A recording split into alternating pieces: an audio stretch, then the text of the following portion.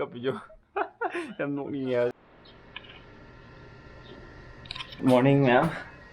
Hello, hey sanitizer je lôi đấy. Giờ anh hộp sanitizer mà phụ đó đấy. Ủa là kệ. Ở đây thì SEKMAI GE MACHIN nè chứ. Bah mà nằm như lầy treo. Masih ꯆꯠꯄꯗ ꯄꯨꯅꯕ ꯈꯨꯠꯂꯥꯏ U ꯅꯝꯗꯤ ꯋꯥꯡ ꯅꯝꯗꯧ ꯃꯥꯜꯂꯦ ꯁꯤꯗꯤ new year ꯆꯠꯂꯨꯒꯤꯒꯦ ꯉꯁꯤ 2nd April ꯅꯦ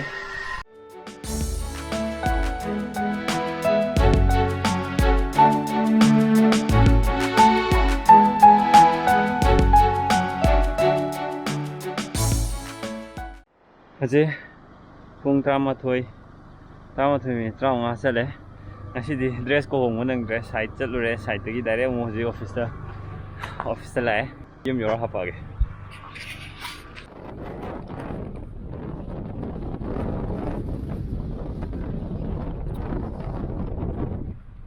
si mo ang de ma tu lai ko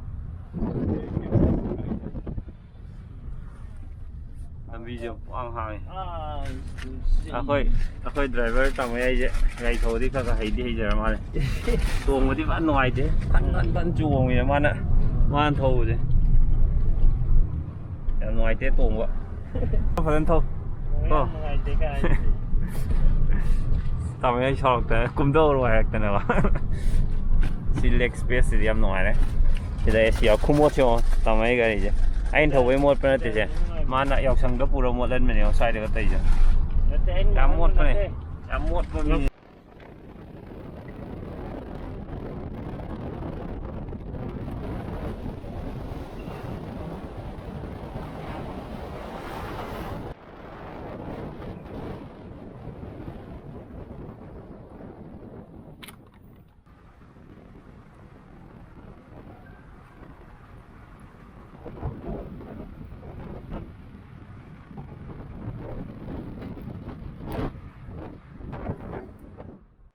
有没有在嘞？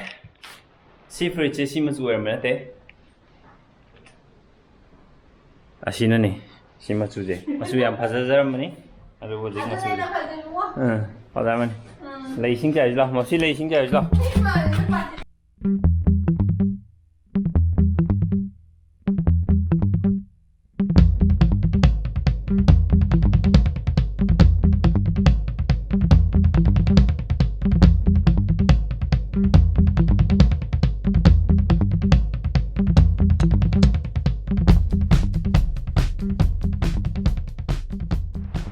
sinh dài với lùi đấy, rồi lấy một khăn nó khôi sẽ thao vào đây một khăn không được cái sải đi anh này sinh dài với gì này mà chỉ phòng mờ em tông được bây giờ gì mới ngoài bro à tôi gì mới ngoài bro bà gì mới ngoài bro bà ngoài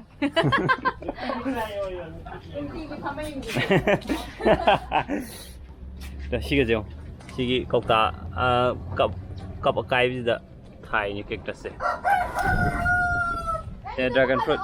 dragon fruit ma'am sige cái nó lấy gì chung thật chung ta đi pakon ni sire je pakon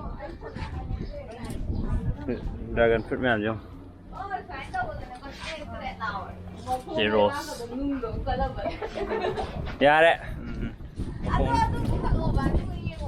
xin snake plant sige snake plant gì này đó là gì xin ông phải ăn trái bì rồi amuk phadana atai magi mama na bas mai na heng mai mama na ba gai nei o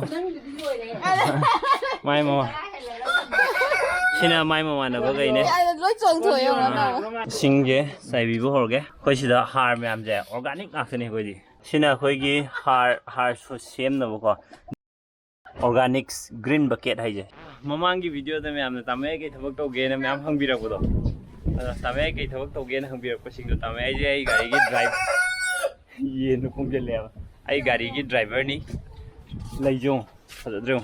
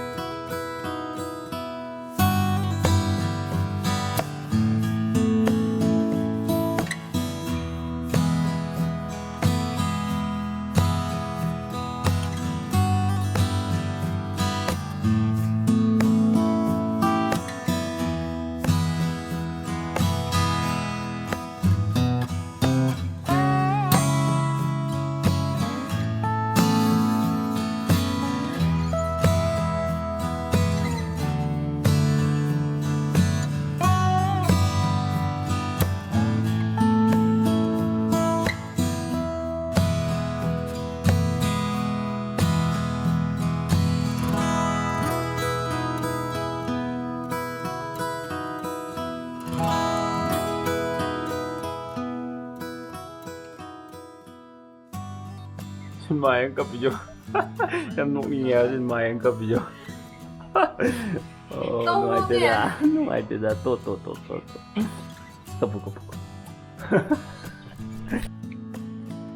लफू सिंजूने लफूजे हिंग सिंजू चाया माले खमाना मान तौरपने सिना हावे Sadri अमता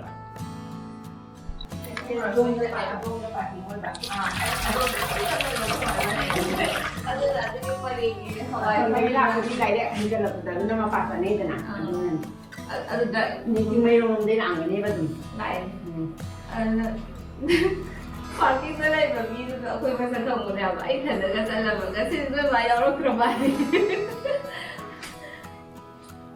잠깐 짜be 알바. 아이 마하움 띠잉 저게.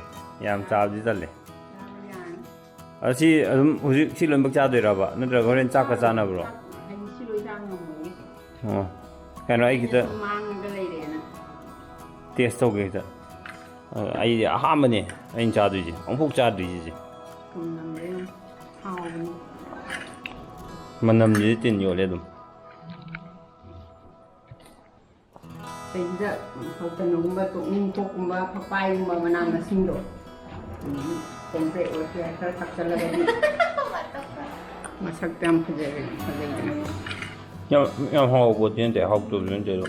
Ngồi ngồi bàn thờ thì thân vụ nó bị học sẽ là vợ nên là học chuyện.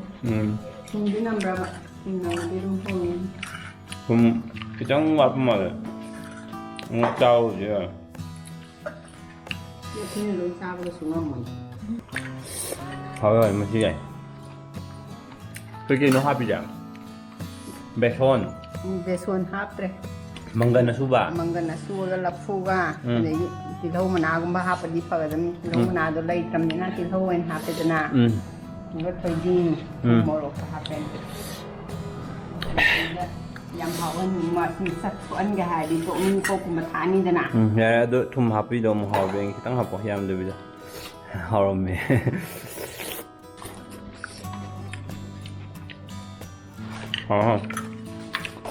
Bye bye. Cái gì mà nó cái 겁니다. Anyways, 지금 mình để đồ ra nói khang. Anyways, ado me mamangi video sago.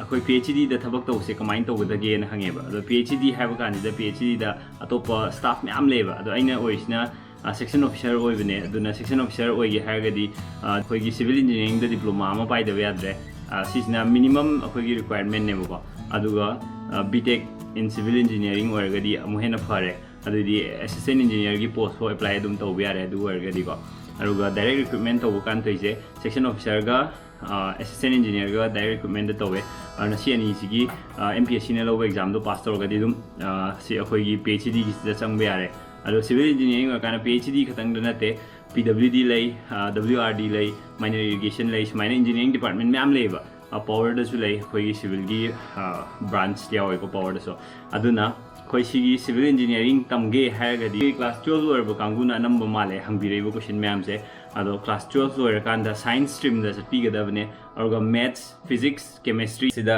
khara haina biragadi hoi engineering civil engineering tambasida khara laigani sarkar gi da tamge hairagadi ana AIEEE oramba hojikna G haiba exam ji thabigadabane adu khala matung dam khoin pirani aduga tamba dum yare adu natraga private college ta dum tamasu yai private college engineering college me am lei adu tamasu dum yai chap manai degree chap manai adu bo khoi manipur da smaina thabak tauge hairagadi MPSC na loba exam amadi clear tog da yade akhoi matam da di adu future da kamaina orakadage have di khangde ma'am सिगी doubt सिमा clear ओरमनी अदो ma'am सी videos दी कमाइन तौबी comment सोइदन हाइबिरमो दो ममांग क्वेश्चन मैम हंगे अखुमाग अखुबाग से कई थबक तौगे हाइबो क्वेश्चन से सिजु मसिंग यामना हंगे अदो सिदी आई मतुंग ताकपो वीडियो मदा कोइगी हिस्ट्री वारी मते अमतंग यारगा सोइदन वीडियो हम सेमजरके मैम की कमेंट सोइदन पिबिरमो सेमो नत्र सेमो कुनो हाइबो कमेंट हाइबिरमो मैम ना कमेंट यामना पिरेगे एंगोंदा वीडियो मखा ताबा सेमबा यामना मोटिवेट तौवे aduna मैम सोइदना कमेंट तौबिरमो अदो ngasigiदी वीडियो मता से लोइसनजरगे